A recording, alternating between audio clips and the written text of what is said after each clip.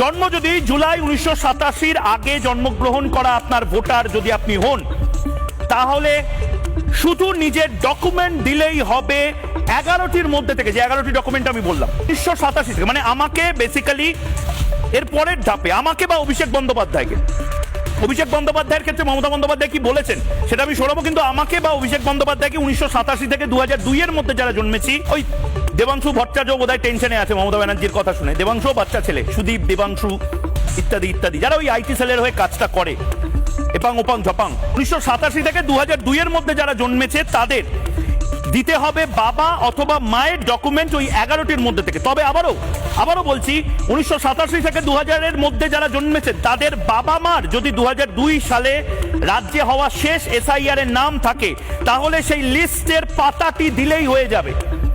বাবা মা আছে, রোহিঙ্গাদের বাবা মা বার্মাতে হয়তো আছে, কিন্তু আমাদের বাবা মা তো এখানে ভোটার রে বাবা। এরপরে আছি 2002 এ জন্ম নেওয়া ভোটার যারা রয়েছে, এদের ক্ষেত্রে লাগবে বাবা ও মায়ের উভয়েরই ডকুমেন্টস। এক্ষেত্রে 2002 এর শেষ এসআইআর বা ভোটার রিভিশন যেটা, তাদের নাম থাকলে সেই তালিকাটির পাতাটি দিলেই হবে। আর যদি নাম না থাকে তবে তো 11টি লিস্ট দিতেই হবে। দাদা, হোটেলে বেড়াতে যান, সেখানে আপনারা রুম বুক করার সময় ভোটার আইডি কার্ড দেন, আইডি কার্ড রিভিশনের সময় ইলেকশন কমিশন আসলে দেবেন না?